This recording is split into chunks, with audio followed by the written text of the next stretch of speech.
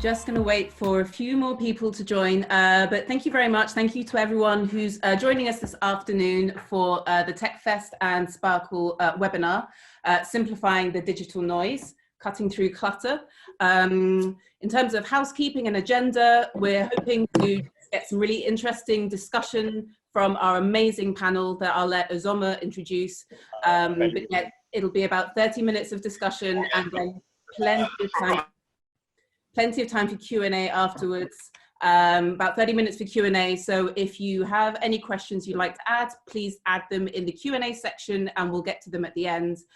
In terms of housekeeping, please make sure that you keep everything muted so there's no background noise.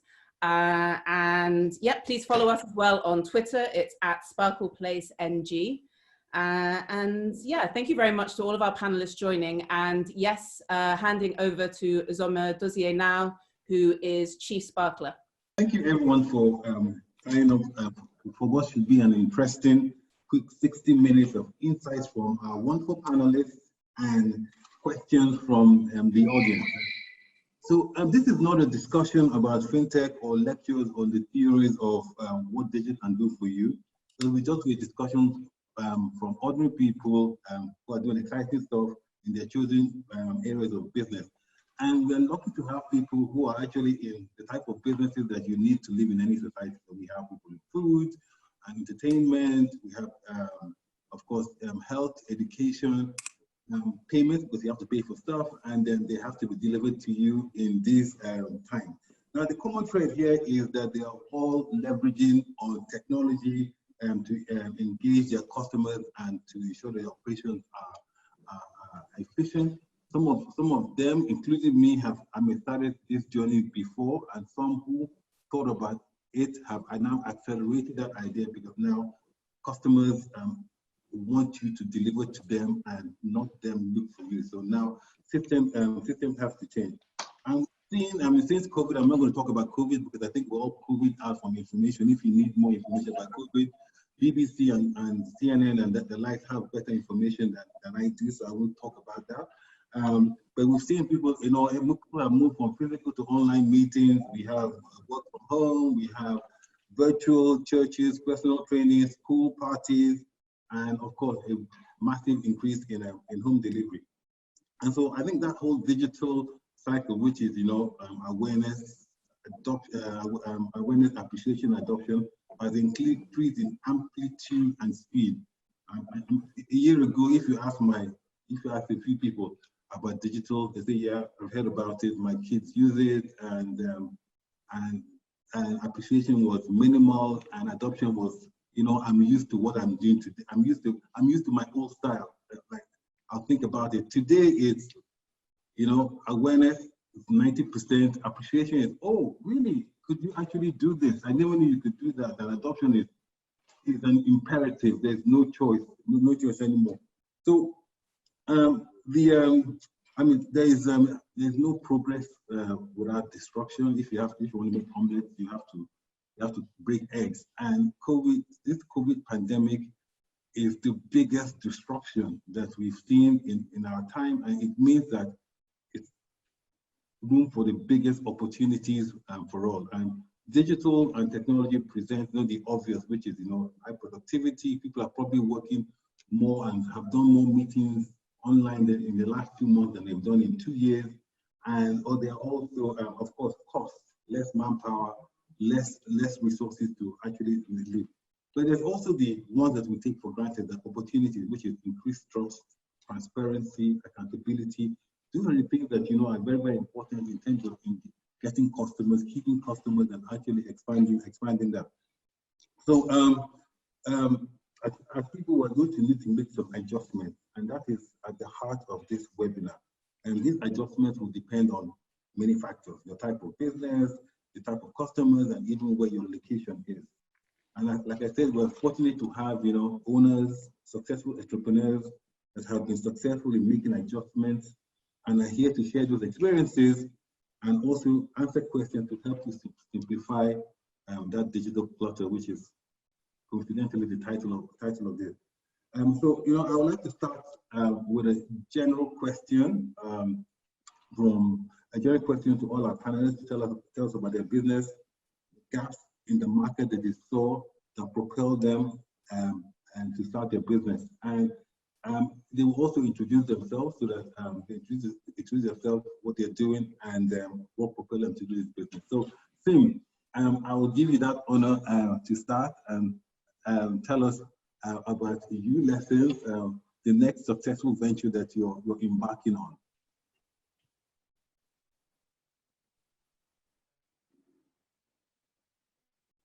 Your mic is off, Sim. Okay, there you go. Is that better? Yes. Okay, so thanks, Uzoma, and thanks, Jessica, and the rest of the team for organizing this. So my name is Sim Shagaya. I'm the CEO of uLesson Education. So uLesson Education really is addressing massive deficits in education on the African continent. It was one of those opportunities that was kind of right there in front of you and didn't seem like a commercial opportunity. But when you start looking at it, I think the only way you can address some of the challenges in education is commercial. We've had over 50 years of sort of structured aid, and we haven't really made a dent in the challenges of education. So, and there are some sort of contextual challenges there. For instance, you know, if you look at Africa, teacher-student ratios on the continent are 1 to 70, some of the worst in the world. Some parts of Nigeria are 1 to 70. There are even some places that teacher-student ratios are 1 to 90. But you can use digital technologies to vastly sort of take great talent and use digital to leverage that talent and apply it to many, many more, a wider audience than you'd otherwise make possible. So practically, what it means is that uLesson sits on 3 pillars. Academia, so we have these incredibly talented teachers that are not only sort of subject matter experts in their own right, but they know how to explain things at a distance. And we've combined that with technology. So we deliver this incredible educational content via an app to markets in Nigeria, Ghana, Gambia, Sierra Leone, Liberia.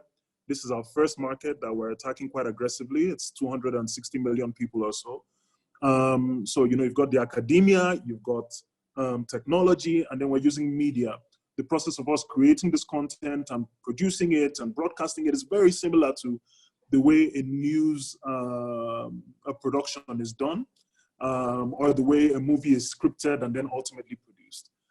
Except in this case, we're talking about Newton's laws of motion,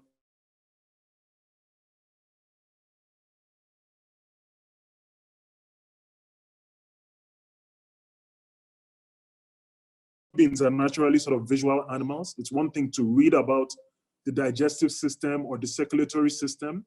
It's another thing to have a young person travel through the vein or the 4 chambers of the heart and really understand the context and to see an amoeba feeding. It sticks in memory much more. So this is our mission, is to use media, technology, and the best academics we can find to make technology available across the continent affordably. Thanks, Tim. And that's really really interesting. I'm sure there'll be lots of questions on that, and I'll ask you a few questions in the next session. And so, thank you, Tim. Reni, if we could have your own story, and if you can keep it as short and but impactful as possible, would appreciate that. Your mic is on. Hi, everyone. Thank you, Uzoma. Thank you, Jessica, for inviting me. This promises to be quite exciting. I'm the founder of ALARA. I'm not by ALARA. ALARA is a contemporary African lifestyle concept, which consists of fashion, art, design, food, and culture. We were created to celebrate and elevate the African lifestyle in a very contemporary setting. We created a bricks and mortar store as well as a physical restaurant as a sort of a good way of showing what the future of Africa could look like. I'm specifically here to talk about NOC, so I will go to NOC because it's NOC is an extension of the ALARA concept. which is to show the world the new African cuisine, taking inspiration from our past, using nostalgia to create a cuisine of the future. In doing that, we were able to take a lot of inspiration from different countries in Africa, and create a space that we felt reflected what the future of Africa could look like. So we have Pan-African cuisine. We've sort of created different combinations from scratch. We also created something that's a little bit of a space that we hope that people can come and be inspired by. So that's it in brief. That's what I do. Thank you very much, Reni, and thank you for keeping it brief and specific. Vivian, could you just tell us a bit about yourself and what you do?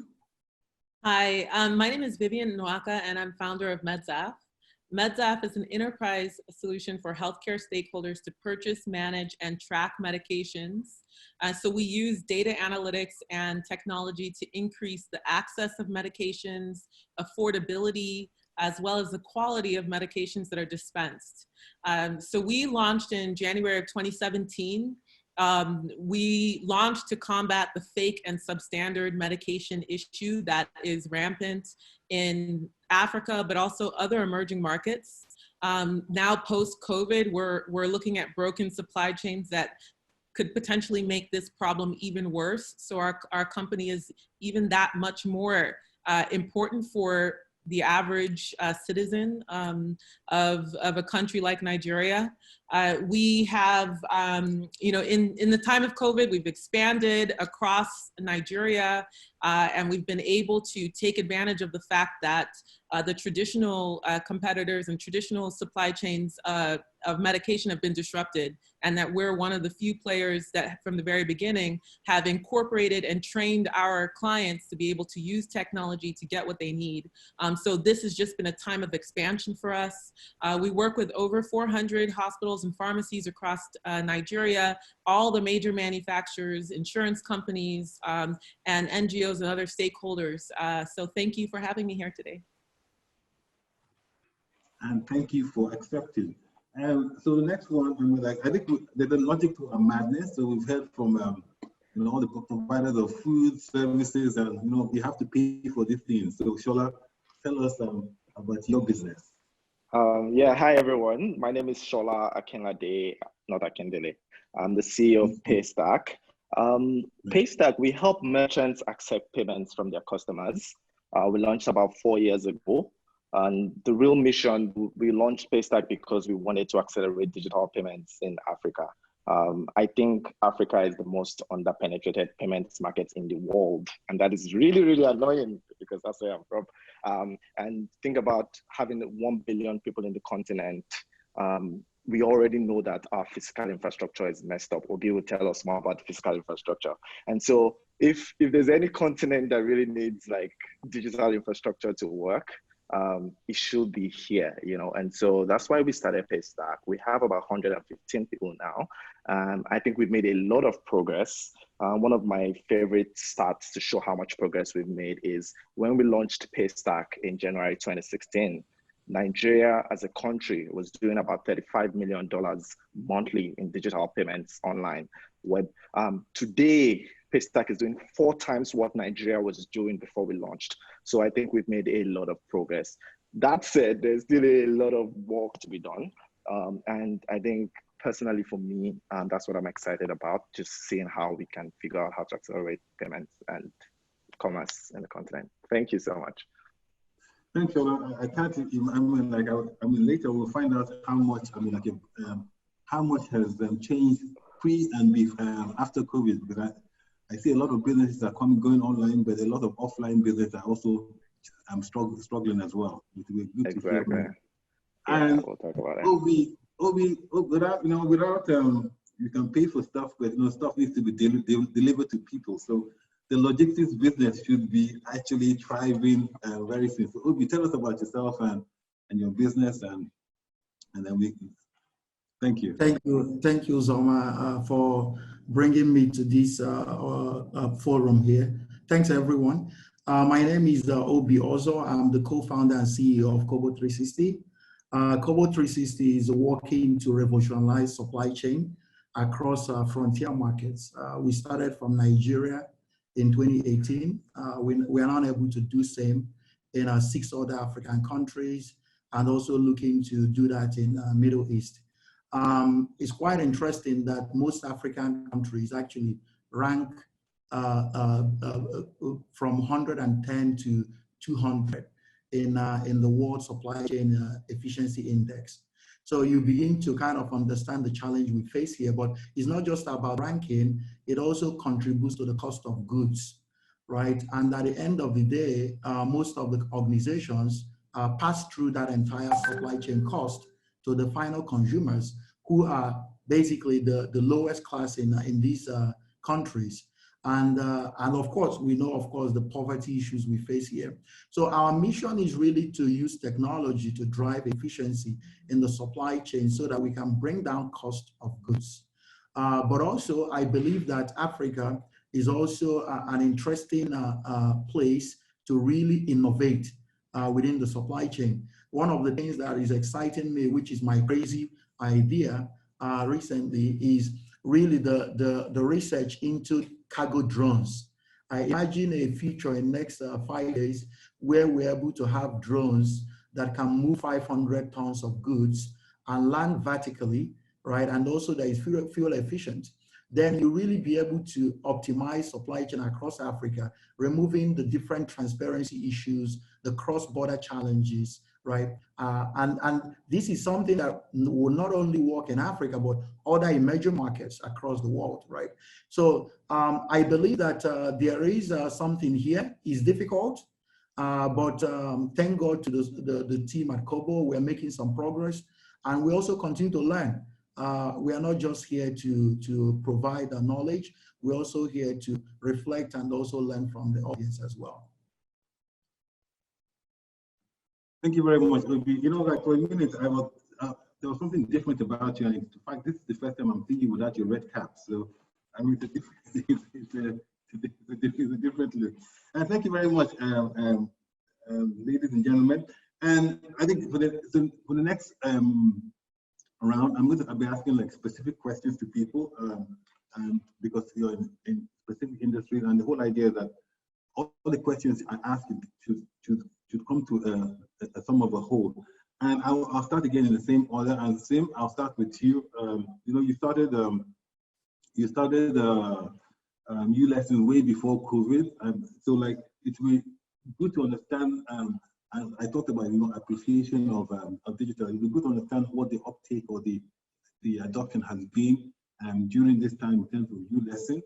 And the second question would be, what is your view of the future of education, especially in Nigeria, where, you know, the future of work, and also when you look at the current curriculum and how the relevance in the future, how does uLesson position itself of businesses like yours in Nigeria and Africa?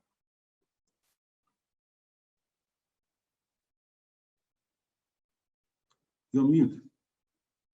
We go. Entrepreneurs like myself and Reni, Shola, we're sort of, and Obi, we're naturally sort of optimists. And so, you know, we look on both sides. But I think, you know, to be frank, we've been really pleased with what we've seen with uLesson so far. It was started out with an assumption. You know, I like at this point in my life, I'm looking for industries that are very large, and education is an incredibly large one to tackle. And where, if you look at the alternative to the solutions that we are providing, it's just not possible. So, you know, one of my favorite CEOs in the world, I think for many people, is Jeff Bezos. And he talked about in the early days of Amazon, you know, they started with books. I think we all know they started with books. And at the time, the largest sort of flagship of Barnes and Nobles in New York, I think it was, could only carry about 100,000 titles of books. And that was the largest flagship. And at any one time in the United States, there were 3 million books in print. So it was literally impossible for a physical bookstore to carry all the books in print, and only Amazon could do that. And I think a similar thing is happening here. So we're facing massive challenges on the continent in the context of not only public sector investment in education, but private sector investment in education.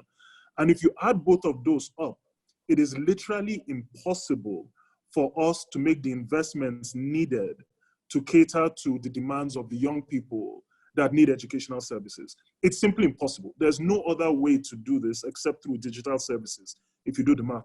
And many times we talk about how we're not investing enough government. If you look at our share of GDP going to education or government spending going to education, Nigeria is actually doing quite well, but it's just not possible to do it in the context of brick and mortar, build classrooms, and get the teachers out there. So the uptake has been very good in Nigeria. The only thing that has been better than the uptake in Nigeria, I have to tell you, has been the uptake in Ghana. Pound for pound, on a per capita basis, Ghanaians seem to be ordering much more from uLesson than even Nigerians.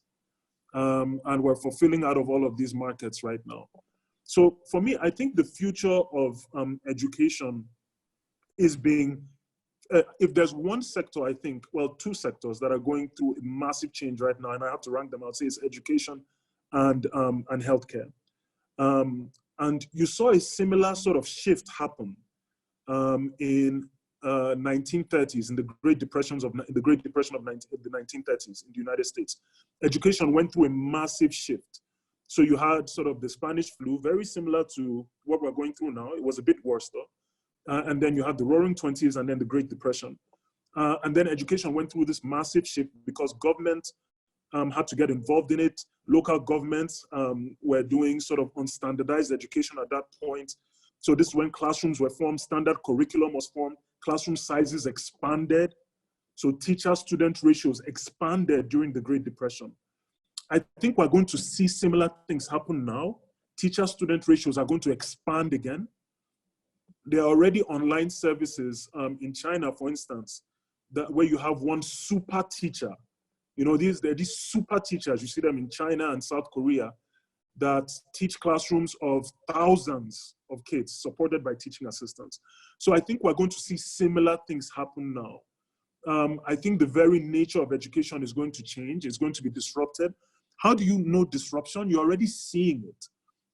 I've seen articles in Business Day. I've seen articles talking, I'm referring to Cambridge and Harvard. So it's not just Nigeria where, and it's not just secondary schools, also tertiary institutions where parents are saying, we will not pay these fees if all you're providing is educational services over Zoom. These are sort of the first sort of signs that disruption is coming. And at the same time, you have to empathize with the educational institutions because they have the overhead and the cost structure that if they were to reduce the price of their services, they can't bear to carry the overhead and the cost structure. So these are the first signs that disruption is coming. So I think digital is going to play a huge role going forward. The emphasis on classroom blocks, I think, will fade away. I think there will be new models for learning. I think parents will be involved much more. The calculus on parental involvement in learning will change. Whether that's a father or a mother, again, it doesn't necessarily, as it's historically been, have to be the woman. But I think you will see more family involvement in learning. I think a lot more learning will happen sort of at home. I think the present model of education is just not sustainable and will not get us to educate the literally hundreds of millions of young people that we have to educate on the continent. And we just hope to play a role in that. We tell ourselves in uLesson that if we accomplish our mission, the notion of a child learning under a tree will not be such a bad thing going forward. Thank you, Sam. I think, after you spoke, it appears that, education is going the same way as financial services, less brick and mortar, and how you can actually provide these services in a very flexible manner. And thank you for that, Sam. Reni, I'll ask you next. For those who have gone to NOC by ALARA, African Fusion, very authentic and exciting to the palate and to the eyes as well. But you're still in business, but you started off physically, but now Knockout, you now have an online, you now have a delivery service. I'd like to ask you, why didn't you start that off initially? And secondly, it's interesting that you've actually developed your own delivery capabilities, I would have thought that you would have actually used existing infrastructure that was out there to deliver your food. What was the thought process behind that? So, like, it would be nice to know why you didn't start Knockout when you started Knock, and then why you chose to build your own delivery system when there were delivery systems available. Yeah, thank you, Uzoma, for the lovely things you said about Knock. The actual fact is that at the beginning, we didn't think we needed it. We didn't think we needed to do takeout. We are very much an experiential space. We want to inspire. We want people to see and to feel. So we're quite traditional in that way, in the sense that a lot of what we did was meant for people to come and explore our space. We created a very strong, impactful building that people could be inspired by. So we're very much a bricks and mortar, down on the ground, come and see what we can do. We have experiences where we have artists come in, we do music shows, we have, interesting things every weekend. We wanted a space to gather people together, to gather people who shared the same culture and felt that they wanted to see where they could be as Nigerians and Africans in the future. So in creating creating our menu, we had all that in mind, and we wanted people to feel the space, come into a space that's inspired by the past, feel how our mothers and fathers lived, how they would set beautiful plastic chairs in a beautiful green garden. It was very much part of our DNA that we wanted the feeling of people having a feeling of sentiment and enjoyment in our space. So the issue of takeout and delivery was never on the horizon. Even though we did do some minimal takeout, we have, if you had gone to Knock previously, you could do takeout. We didn't encourage it or advertise it because it wasn't particularly the best idea for the kind of food that we served. So it was available if you wanted it, but we didn't push it that much. So we're very much, very much coasting along very happily in our element. However, when COVID struck, another thing I would like you to know about ALARA and Knock is that even though we're not a tech company, we feel very much that we are so able to change so often and try to be led a lot by what our customer wants and what we want for them, that we have so many units that we do all at once. We have events, we have fashion, we have design, and we have interior design, we have food, so we're very nimble. We tend to change as often as we need to. So when COVID struck, the first thing I thought was that, okay, what are we gonna do? People are not gonna wanna come and eat because they're not gonna feel safe. There's many, many different reasons. So I knew immediately that we had to change. But changing meant that we changed a lot of the DNA of who we are. So what is it about Knock, and how do we package that in a box? How do you have Knock food without a Knock experience? I didn't feel it was possible. And I felt that in order to do that, we needed to adjust and adapt. So we sort of thought, okay, what are the best sellers? What do people enjoy the most about Knock? They enjoy ambience. They enjoy the feeling that we give them when they come. What are the best sellers? So we thought, okay, let's create a menu around the best sellers with those dishes that are easy to carry. But also, let's remember that when you come into Knock, you have a feeling. And how do we convey that feeling? So we thought, okay, let's do a packaging that's impactful, that's contemporary, that makes you feel happy, makes you feel thought about, makes you feel that somebody cares about you and cares about the experience they're allowing you to have. So we thought, okay, let's design, let's produce, and let's change this whole thing, change it around. We were also very, very much conscious of the fact that we needed to keep our staff at work as much as possible. So, and we understood at the time that we couldn't have all our staff. So the whole 90 of them could not be there. So we chose who could be there based on who didn't have a family, age, who we needed. We kind of went through all that. We put them in a house together where they would be able to sort of commute to work together, and so that we could guarantee their safety and the safety of the food. And another thing that we also did, which was interesting, because you asked me now and you said, oh, why didn't you get a delivery service? I looked at my team and I said, who has a car? Who can ride a bike? What are you doing? And we just repurposed everyone. And I'm like, okay, you can do it because we have a DNA. We work very hard to train our staff. We have a very sort of empowering concept, which is that, yes, we are in Africa. Yes, we're in Nigeria. Yes, we don't necessarily have the best hospitality education, but we do our best. We try to give you a traditional African welcome. We try to do what we can. And I try to get my staff to understand and believe that you are hosts in this space. It means that you are the winners and you are teaching people the way we want them to live.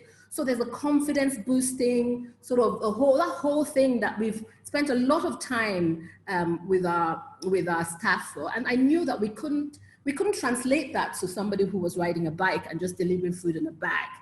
And I felt very strongly also that there was an attachment that a lot of the customers that we have had to this whole thing, and even to some of the people already in NOC.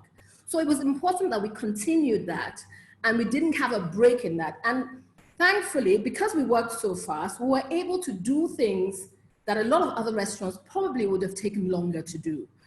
So that was basically where we sort of managed to pivot quite fast because we tried to be nimble and agile. I mean, thank you, Reni. I think, there were some insightful remarks that you made there, that whole training and retraining your staff. But I think more importantly, in that training, I think you would infuse the DNA of your business. So they would actually carry along that brand through to the last mile than just giving it to a delivery agency. So that's very insightful, and thank you for that. My next question, of course, goes to Vivian. Vivian, not only trust is you are involved in the health business, which is life, which is and so a lot of trust is required there. And now, where people can't, now we have a situation where people can't go to the hospital or to doctors or to clinics. How do you think, based on your experience working with hospitals, clinics, doctors, can the health companies grow during this period and still maintain that trust and deliver on the objectives that they have to do? Yeah, that's a great question. So it's all about building a brand and being very clear on what you're trying to achieve. So we knew that our mission that's built into the ethos of our company is that quality medication is a fundamental human right. And so everything that we're doing is around this idea of quality medication and how we can improve, whether it's our processes, our team, the experience of working with Medsaf, how we can make sure that that desire to have quality medication dispensed is infused throughout everything that we do. And we've been doing this since 2017. So competitors that come in that want to copy us, if they don't have that built in, they're not on our level. But that being said, it was also about building a brand, right? And I knew that from the very beginning. Our biggest competitor is the open drug market. I don't know if you guys have been there. One of my favorite stories in Nigeria is being arrested and put on trial in the open drug market. Why? Because I needed to go there. I needed to feel and understand exactly what it was that I was up against. And I need to build the company knowing that that is exactly what we're combating, and build the brand around what we wanted to do to differentiate ourselves from the open drug market, which is the easiest place to get your medications before COVID, right? So now that we've been working on our brand for 3 years, we knew that by building it up to a certain point where we become the trusted brand, that we could use that to then scale into other countries and then get onto our next initiatives further down the line. So that was really important. So I would say for people who are thinking about even starting a business now, maybe it's about what's your brand and how are you really getting that message out across to your stakeholders. Because throughout COVID-19, we were able to actually be pulled into other cities in Abuja, Port Harcourt, because of our brand and because we've used technology from the very beginning. And people knew that, and so they wanted to work with us, without ever having met us before. So this is the time in in our history where we can kind of, break down, some of the traditional ways of working in Nigeria and actually build trust online virtually based off of building up your brand. And also, we solve problems, and we've always solved problems. And I think that within this COVID-19 context, you really should just take the time to empathize, truly empathize with what your customers are going through. So when I was walking through the market, walking through that market is me trying to empathize and put myself in the shoes, because then I can build something that actually solves a real problem. And I think, you've got this kind of theme about, getting rid of the noise and the clutter. And right now everyone's saying, yeah, it's COVID-19 disruption, blah, blah, blah. Like, just take that aside and focus on what is it that you do well? What is it that you want to do? What are you passionate about? And how can what you're passionate about actually solve the real problem? Not the problem that everyone says is the problem, but the real way that people have to go around and over issues, be able to get things done, especially in a COVID-19 world, right? That's how you build trust. That's how you build a company that can also scale through these types of times. And that's what Medsaf has done. Thank you, Vivian. And I think there's a theme coming through from what you've said, and also Reni, which is, the brand is very, very important. You have to invest in your brand, and your customers have to actually understand exactly what you stand for, because and trust is very important. But if you're eating and if you're like taking a medication, you actually need to trust the source. And so that's something to take away from that. Shola, over to you. You've been around for 4 years and more now, and successfully grown a payment platform. And I'm sure a lot of there will be a rearrangement of people who are coming on the platform, and also people who are dropping off because their business model is going through a hard time in this period. So if you can give us some insights into that, that would be great. Secondly, apparently about 39 million small businesses are registered in Nigeria. And I don't think many of them have heard, and most of them are actually under the radar, using cash and not going to payment platform. How is Paystack going to leverage on that? You said that your business has grown 4 times since you started. I think it can grow by something like, sorry, not your business, sorry, your the payment going through the platform. I think there's room for more, but how can Paystack actually leverage the current situation and help small businesses become digital in their payment platforms? All right. Thank you so much, Uzoma. I guess the first one is you asked for insights. I don't have a lot of insights, I guess, but I think the first one is that we're seeing a lot more people sign up. So when we look at our weekly numbers, it's now 4 times. I don't know why everything is 4. To reclarify what you said, the first point I talked about scaling, I said we were doing 4 times what Nigeria as a country was doing. That's what we're doing now. So not like, yeah. So that's the first one. Now, so we're seeing 4 times more signups weekly now, and I guess that's a good thing. We talked about industries. Of course, unfortunately, the travel industry is down. The gaming industry is also down, probably by about 40%, just because of the Premier League games and all are down, so that's affected. E-commerce is up, rightly so. Utilities is really up because I guess you can't go to NEPA office to buy electricity again, So I guess that's what we're seeing from like a sector, from the sector breakdown. From the question about how we're like supporting small businesses and helping people scale, we've done a few things in the last maybe 3 or 4 weeks. I think the first thing is just partnering with digital agencies. I think one of the first things we've heard from people is like, they don't even know who to talk to, especially for those that have like complex requirements. And so we partnered with, I think, about 7 or 8 digital agencies. And then we had a form where we were going to sponsor about 40 businesses and just help them, connect them to those people and just help them get online as fast as they can. I think that's one of the things we've done. We've also been doing a lot of writing. We recently wrote a 6,000 word blog post about how restaurant businesses are moving online. So we looked at restaurant businesses in different countries, and just did a lot to just like put everything down in one place to make that work. Also, I think this is where a lot of our work in the past is coming to play. Things like disputes, things like refunds. This is the time where the financial infrastructure has to work. If you have to refund a merchant, if you have to refund a customer, you can say the person can't go to their bank every time to check if the refund is there and all that. So I think just getting our infrastructure to work as promised is something we've spent a lot of time doing.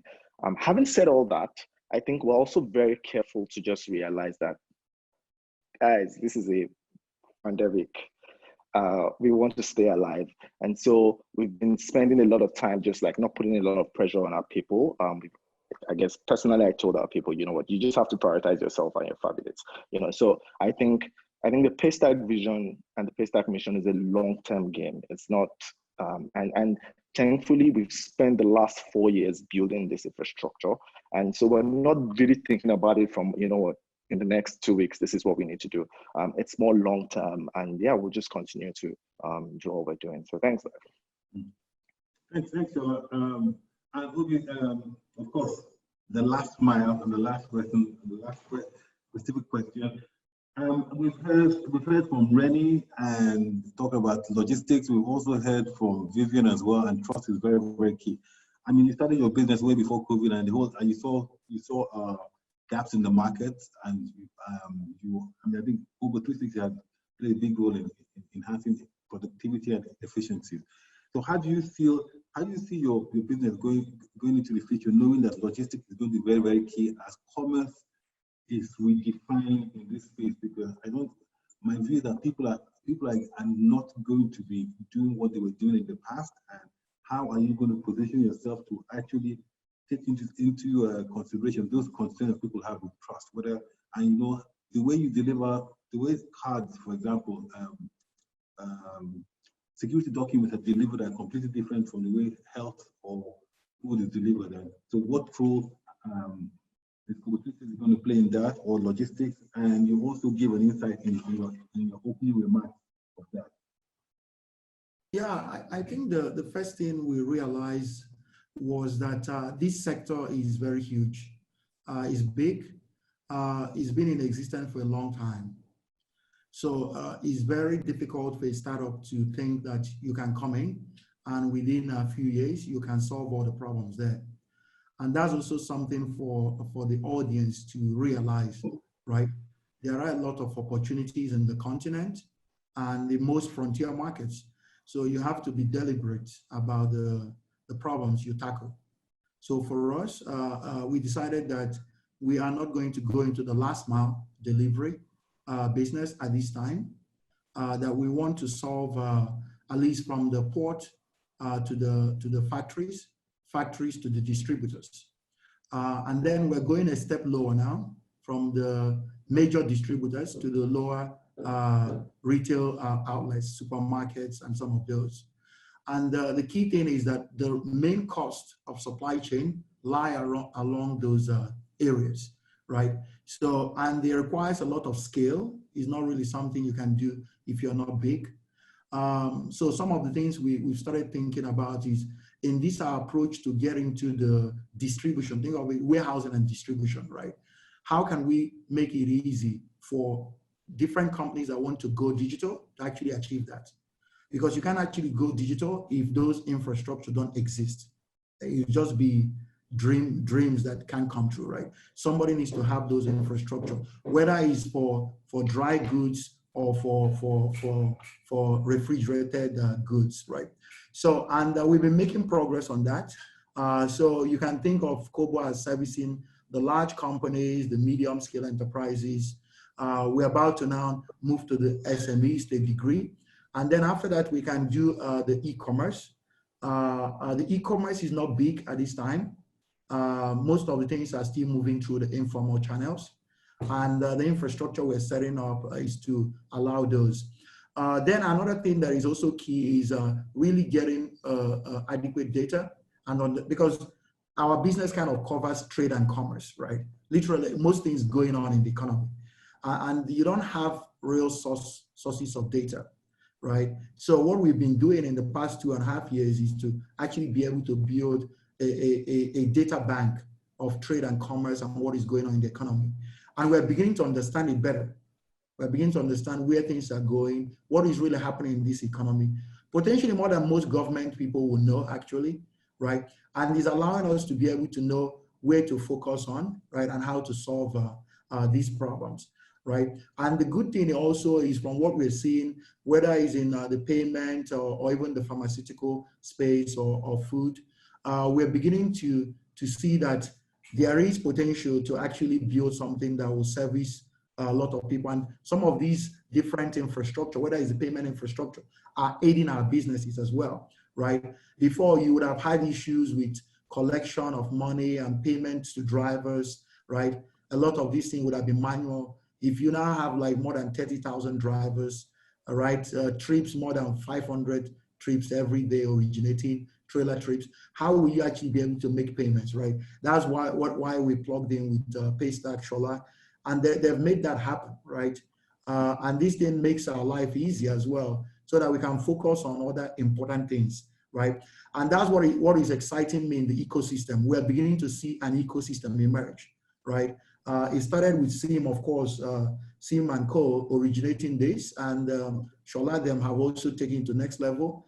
And we're seeing Vivian and newcomers like us trying to also push it to the next level. So it's an ecosystem. I think is a decade effort, right? And by next few years, most things will start working. When we are working in Kenya or in Egypt, things actually work, right? Things actually are a little bit easier there. You are not solving for everything. But in Nigeria, you're solving for literally everything, right? And it makes it difficult for businesses to scale, right? So I'm excited, and the key thing is you really have to understand the problem. It's not just what you think. You need to gather data and understand it. You need to be focused, and there's too much opportunity around this ecosystem. So you really have to be focused on what you want to do and just get good at one thing. As Shola mentioned, it's a long game, right? It's not a 4-year game. It's a long game. Companies last for decades. Yeah. Thank you very much, Obi. You know, my last question was going to be a general question to everyone on the advice they would give to small businesses. In your remarks, you've actually given a lot of advice. We've had advice from trust, impatience, long game, and we've had one on training and retraining your staff as well. And so I think it would be, since we're mobile and agile and flexible, I think we should just leave that last round and go to questions and answers, because I think Jessica has compiled a lot of questions from the audience, and very interesting questions, and it would be good for us to answer, take a stab at them. So I'll hand over now to Jessica and to go through the questions and answers, and I will now join the panelists in answering questions. Yes, if anyone's got any difficult questions for Uzoma, please share now in the Q&A section. Thank you very much, everyone. There were some really interesting insights there. And so let's just dive a little bit deeper and go into some questions here. Okay, so this one may be for you, Vivian, actually. Many Nigerians still don't trust digital experiences due to security and fraud concerns. Do you think COVID will change this? If yes, how? If no, why? And actually, I think it would be interesting to have another layer on that, because, you know, obviously you work in the most important, like, trust sector, which is health. Like, trusting people with your health is like the most important thing. So how do you feel that digital is going to help, or I guess hinder?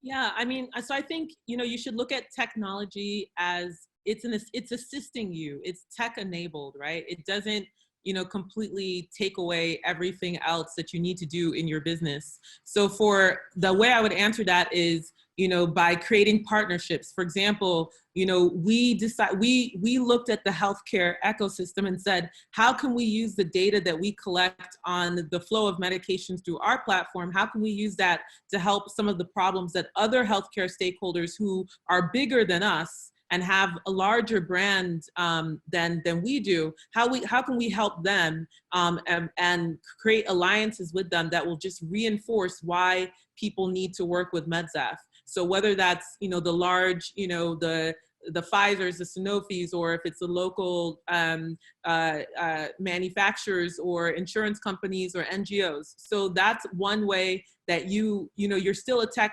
platform, right? But you're now leveraging partnerships to actually, reinforce that brand awareness and reinforce this trust that you need to kind of build to be able to do that. So that's just one way, but it is not, I definitely right now wouldn't just go onto a random website and buy something that I have no clue where it's coming from. So you want to be thinking about how you can get more information, how you can help, maybe write some think pieces or just kind of get, the point of what your company is trying to really achieve out there so that people can cross-check and then decide whether or not they will trust to use your platform. But that being said, the platform itself just makes it that much easier, that much faster, that much more efficient and transparent. So if you're thinking about an industry like mine, the fact there is no transparency, that is the problem. That is why, fake and substandard medications easily flow, and now fake masks and fake gloves and all these types of things, that's how they get through. So we're flipping it by using technology to create transparency, which then is building even more trust that doesn't exist currently. So you just need to figure out how you're actually using the technology to achieve your goals. And also, I wanted to add to what Vivian mentioned, right?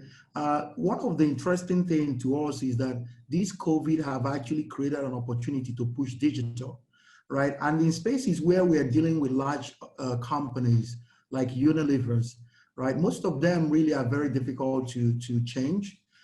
So we, for example, in our business, we have proof of delivery, right? Which is a paper process.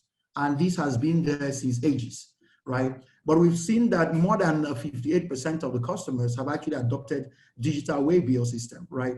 Which we actually had in our platform, but they just don't want to adopt it because the auditors still need physical papers, right? And these have actually reduced 10 days from our cash to cash cycle. That is about 0.7% on every money that we pay to drivers, right? That we are now able to save and make. And if you're doing tens of millions of dollars in a month, that actually can add up. So I think also this is a moment for startups, in my view. The only thing we are focused on achieving during this season is to get customers to adopt digital waybill, because there is no other time to do that than this period.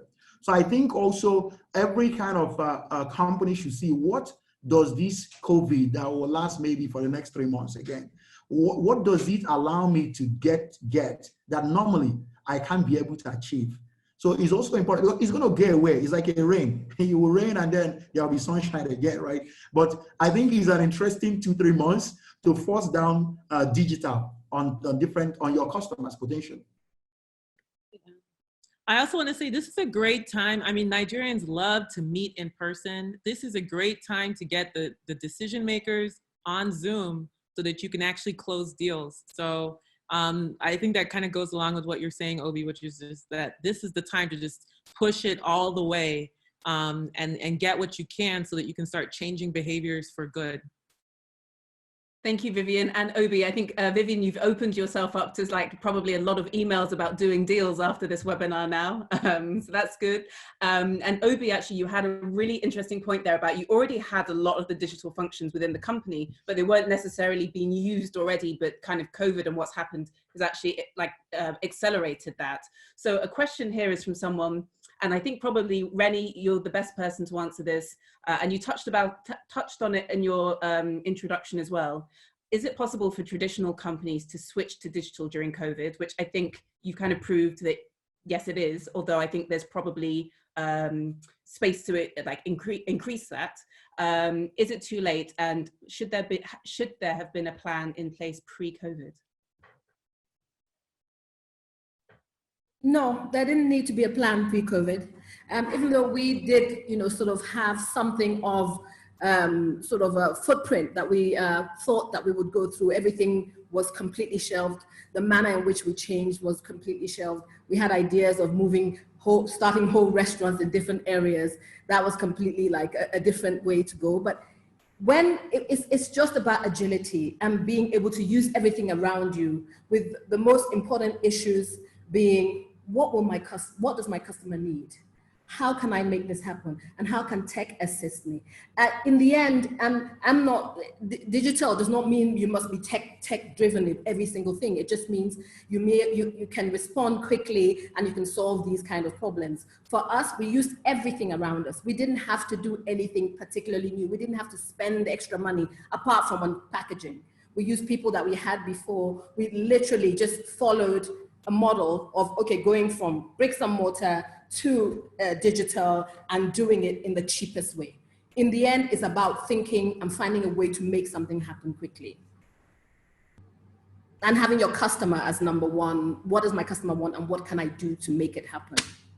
Yeah, that's a really interesting point. Uzoma, do you have anything? Because I know you've always been really focused on customer-centric, building the product around the customer, continuously talking to the customer, your time at Diamond Bank, and obviously whilst growing and building Sparkle as well. Like, what's your top tips for those? Well, I think all businesses are platforms, and like you have to really understand, all the businesses are platforms, and operating models are changing. I think in today's world, you can't just do everything alone, because you have to understand. And I think my only advice I would give, like you have to understand your customer, but my only advice I would give is that you have to look at exactly what your customers are doing with your products or your services. And as a wise man once said, people don't buy drilling machines, they actually buy holes. So what are they doing? So like, and now today, in a world where people are thinking of paying as they go or scaling as they go, they don't want to buy assets, they want to use stuff. And in that means that you have to start collaborating with different businesses or people that you would have not, people that you would have competed with. You have to see how you can actually collaborate and share. And I think we're now moving into a world where people are collaborating and sharing. And at Sparkle, we're looking at how we can actually help customers. And to do that, we have to get partners who are digital, who think they can use, we can use digital to help people get on with their day. And so that means collaborating, understanding our customers, and also sharing, and knowing that people are going to be looking for value these days. I think Sim mentioned the fact that people are going to be asking, what am I paying school fees for? Because yes, as a business, you understand that yes, you have your own overheads, but as a parent, my objective is I want my children to go to school. How you deliver that to your own operating issue, but so and the school or the organization that can deliver what parents want at a valuable cost are the ones who are going to win. And sometimes it doesn't mean doing it by yourself, but actually partnering. Thank you very much for that, Uzoma. There's a question here that I think a few people could answer. I think maybe Sim or Obi or Vivian and Shola actually as well. Do you think businesses can still attract investments at this time? Like, what's the investment market out there saying? And let me just add, I know we're short on time. Let me add a couple of other questions there, because I think it factors into the investment kind of discussion.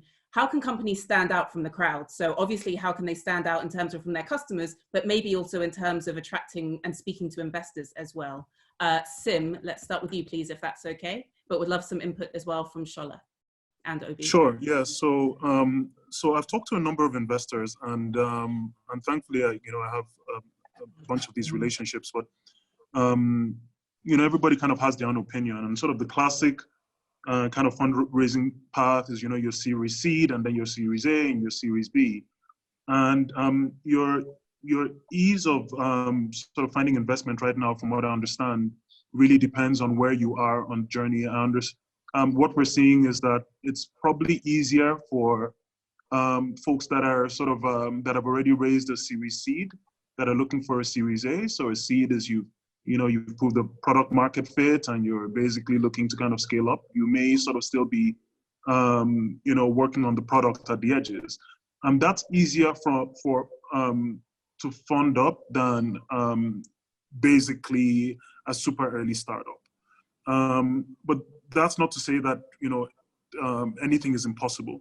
I think the other dimension to consider is if you already have established investments. I mean, I think there's only so much due diligence and relationships and all of those softer sides of investment, the investor-founder dance that can happen online over Zoom. So to the degree that you already have established relationships and folks have visited your offices and you know people, then that makes it easier to kind of kick off an investment round and close it successfully. Than if you were just meeting people sort of greenfield, blank sheet of paper, then it's a bit more difficult. But overall, I think and this sort of is a segue to your next question, I think overall it's become more difficult. We have to admit that to ourselves. And the world was already changing before this situation. I think it's even changed more. I think profitability and good unit economics are more important now. Growth at all costs is going away. Investors are looking for, it's not so much that investors are shying away from, telling a founder, look, invest if it will give you a return in future, but this sort of baseless chasing after growth at all costs, I think that world is gone. I think we're looking at unit economics now. You're looking for really, really diversified businesses. I think businesses that are exposed to any single, especially in our context of Africa, any single economy should look for diversification to the degree that the business model allows. This was actually a great piece of advice that I got in a conversation with Obi. I kind of sort of already knew it academically, but understanding his own business and how he's thinking about it just a few weeks ago really crystallized it for me. Because we just don't know where the Naira is going to end up, for instance. So I think these are some of the things that investors are looking at. So it's not impossible, it's gotten more difficult, and we'll see how it plays out. For us, we're really sort of, as a business, really focusing on what's essential. We're still innovating. We're going to be rolling out some very exciting features over the next year. uLesson is going to junior secondary school. We're going to be rolling out for Windows. And then I'm really excited about the fact that you're not going to only be able to learn from sort of pre-recorded lessons, but we're going to find a way to get those super teachers to you. So somebody who's learned at Imperial College or Cambridge or Harvard or Stanford can effectively teach your child secondary school physics. So we're still going to be working on some of these things over the next year. But as one of my investors put it, survival is sort of top of mind right now. So we got to make it deep into next year. Thank you, Sim. I think that was like a masterclass in how we approach like the investor community, speaking to them. Obi, Vivian, Shola, anything to add? Vivian, yes? I'd like to add, because I'm currently raising. And so I think the interesting thing that happened because of COVID-19 is that it really just by force stretched our minds to how quickly we could do certain things and how quickly we could get to certain goals faster than we ever thought that we could. So when we started before COVID-19, we had, our plan, and it was based off of, what we thought we could do, with the resources that we were looking for and historically what's happened. But now that COVID-19 has allowed us to get across the country without even opening up another office in another city, selling to patients, selling to the average person, corporations. I mean, we just expanded so much that it's also now changed the way that we're looking at the types of investors that we need and actually how we're gonna, the type of partners that we need. So yeah, it could potentially be harder, but I'm not really thinking about it like that. I'm thinking of it like, okay, it's just pushed us and expanded us. So the smart person is gonna jump in on what we're trying to do and help us get to the next level.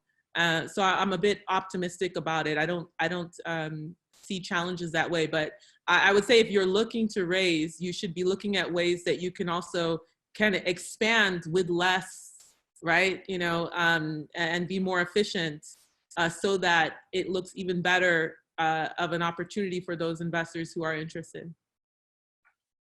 Thank you very much, Vivian. Shola, do you have anything to add there?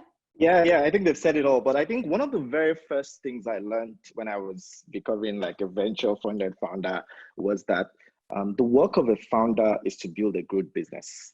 And then the work of an investor is to look for good businesses and invest in them. So I think it is very important for founders to continue to stay on their lane and understand what they're doing and just like focus on building your business. Like there are good investors out there that recognize good businesses, that recognize progress, you know? So I think the way to do it is, and like Sim has said, like everyone has said, like, we don't know, you don't have control over what the investors will do. You know, the only thing you have control over is your business. So just stay focused, understand what progress means for you, make your own progress. If you're good, find a way to tell your story, and just like, hopefully the good investors will find you and support you. Yeah. Thank you, Shola. I was going to quickly add, I think it's also not just looking for, you know, investors outside, but inside. I think as a country, as many countries, people are going to be looking inwards now. And when you even look at, you know, my feeling is that even when we found a vaccine, traveling is going to be a bigger nightmare than it was. It was a nightmare when there were, you know, with terrorism now, with this now, it's going to take 3-4 hours. So first of all, local tourism, what can you do? How can you partner with existing businesses in existing businesses? And it also means that, you know, people are going to be looking at health consciousness. How clean is the place? What's the brand like? What's the trust level like? But people are going to be looking.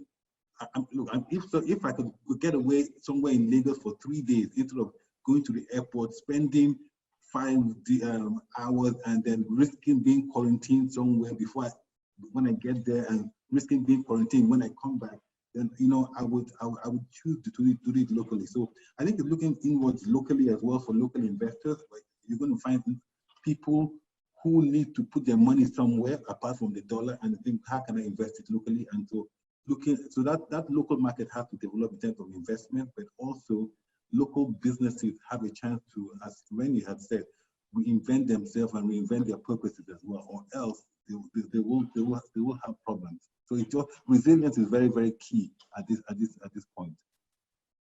That's a really good point. So I'm conscious that we're going over time a bit, but apologies, but I think let's keep going for another like 10 minutes or so, because the questions are amazing. And for anyone who's put forward a question, we'll try and get through them. Shola and Sim, people seem to be asking you some very specific questions. So if you can jump on and answer them directly, I'm sure that would be very much appreciated. I think Obi, there was a logistics one as well. So if you can have a look through. But one question that really caught my eye here. Digital is very nice and the key way to go. But my question is, how do we manage the less literate on digital world?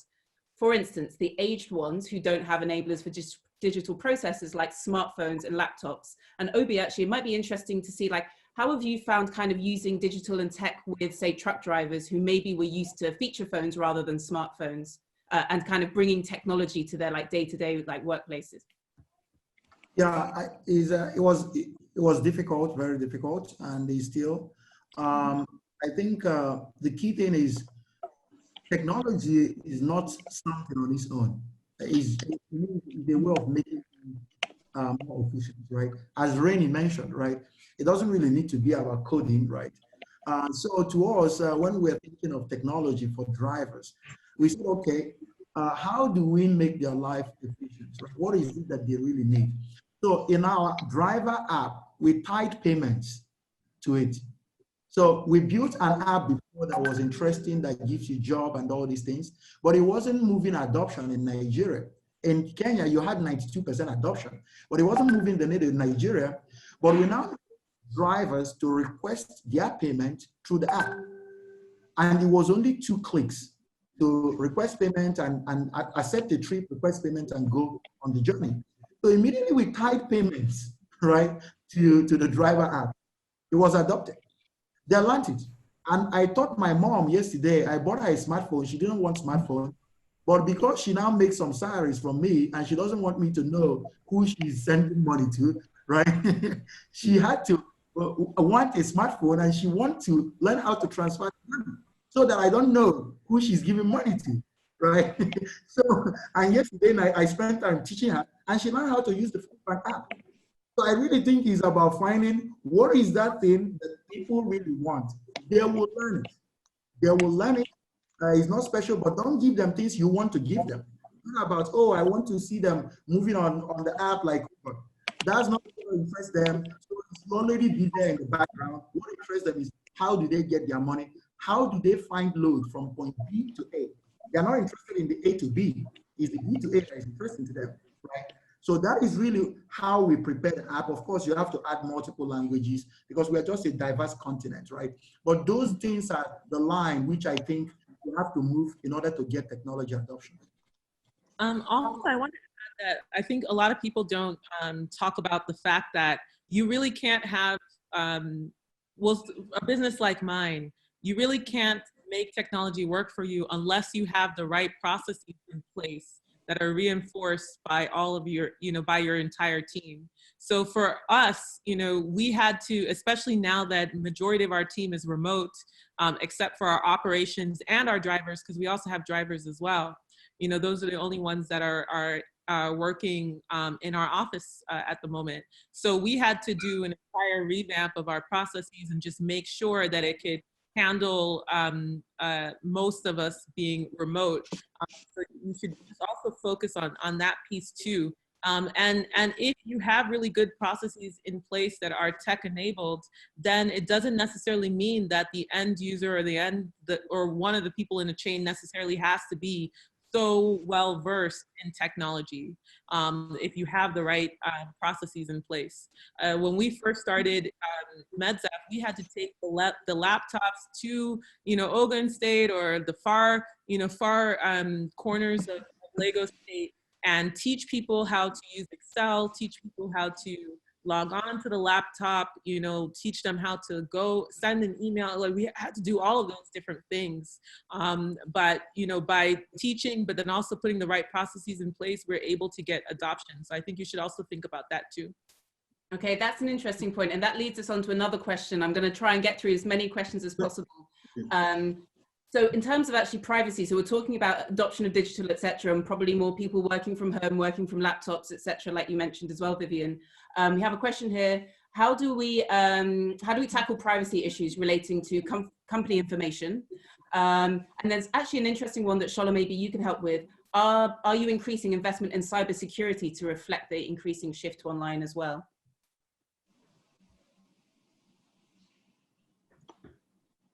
Oh, I think Shola's internet's dropped. Anyone else? There we go, Shola. Is it better now? Yeah.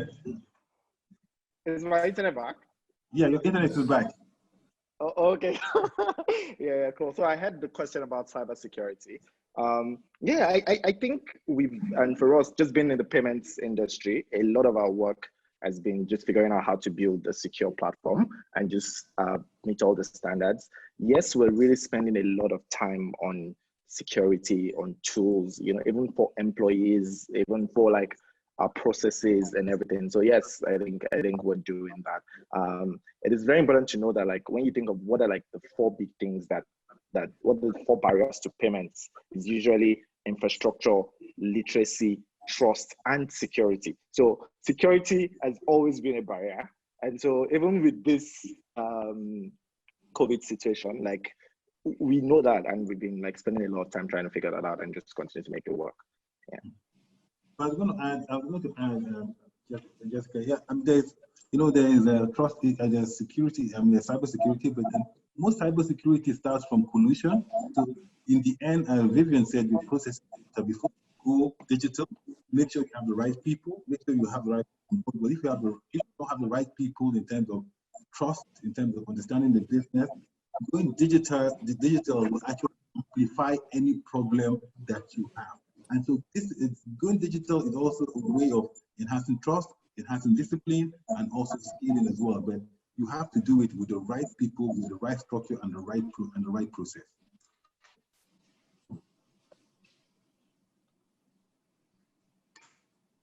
Thank you very much for that. Okay, I think last question, and it's out to everyone. Are we going to see a partnership among you guys in the nearest future? Let's start with Reni. Reni, how can you work with any of these fine entrepreneurs and innovators? I actually probably need to work with all of them, one way or another. We have payments that, of course, and Shola and I have tried to work together before.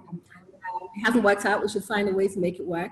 I was thinking in particular about Sim, actually, about what he does with education, which I think is really impressive. Well done, Sim. also chatting with Uzoma before about how I think education is such a big thing in Nigeria. But it so expands it to all sorts of other areas. For us in particular, it expands the fashion and the fact that fashion needs a really good education base. What has happened with fashion is that now people are starting to know a lot about African fashion, but there's no base, there's no, there's no real basis for it because we don't have very good educational systems. And I know that what you're doing is on a different level, but it's something to think about, that there's so many different areas that need sort of education in a very short, quick and easy way going forward, because we can't catch up with the rest of the world if we go through the traditional channels. So that's something that I'd like you to think about going forward, because I think it's super important.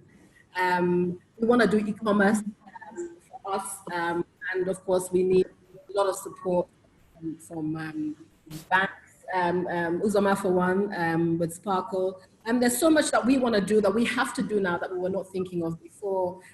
In terms of logistics, whether we want to partner with a logistics company for delivering of food, whether we can find something of a synergy is important. So there's different, everybody here has something to offer in the future of ALARA, and not for me personally. And I think that this panel has been tremendous in that it's opened my eyes to a lot of things that I possibly didn't know before and was thinking about that I didn't have solutions for. So it's very interesting, and it's nice to meet Vivian. I never knew her, and I never knew what she did previously. Now with COVID-19 is super important. So yes, I think we will all be meeting soon, hopefully. Somebody fell out. Anyone else want to enter the deal room here before we finish? We're all business owners and entrepreneurs. We're here to do deals. So we signed up with Paystack actually when we started selling directly to the patients. So we haven't yet fully, I think we're still in the integration phase, but we realized that, now we don't have to wait for various stakeholders to sign checks and deposit checks into our bank account, because we're not just working with hospitals and pharmacies. We can now, collect transfers, which has been great. And it would be even better if people could just use their credit cards. So we're now there. I think Kobo360, we've always been looking to partner. But I think the biggest thing that I hope comes out of this entire challenge is that Africans, startups working in Africa, we have a lack of trust anyways with each other. And I think that you can't go far. You can't create these big, companies that are really going to scale unless you do have the right partnerships in place. So I hope that, this different mindset allows people to realize that it is okay. No one's going to steal if they steal your idea, they're not going to steal your execution of that idea. And it is okay to partner and to grow bigger. And I think that's what's going to happen out of this whole thing, I hope. Yeah. Just to round up also, I think very clearly there's a generation of builders in the continent now. I'm looking at all the panelists, I'm looking at the attendees lists, and I can see a lot of people doing amazing things. And I'm just proud to be part of this generation. So thank you so much, everybody. Yeah. Thank you very much, Shola. So I think that's going to draw a close to the webinar. To all the people who've answered brilliant questions, thank you. We'll try and get through them in one way or another. Thank you to our panelists as well. Sorry we've gone over, but it was just really good quality content, right? And I am going to hand over to Uzoma now, just for final thoughts, etc. So over to you, Uzoma. Thank you very much. I think we've gone over time, so I'll be very short. I'd like to thank the panelists. I'd like to thank Jessica Wimbart for being part of this and making it work. It's been very exciting. I think the future is definitely of Africa is definitely digital, and I think collaboration is very, very key. And at Sparkle we say that we're not about financial services, we're actually about customer centric. What do you want to do today? And to help people do that, people want to live, really. You have to partner, you have to collaborate. And I think education is going to be a big part. Education, not just science, math, and English, but education in terms of, we educating the whole nation in terms of how they live and how they're going to be resilient to get on track. So uLesson is the platform. And I think, you know, people like, which will allow us to actually use to change changes. Trust key, Vivian. I mean, like the more we use to build trust, and we talk about trust, the more people are comfortable with digital adoption, which is very, very key.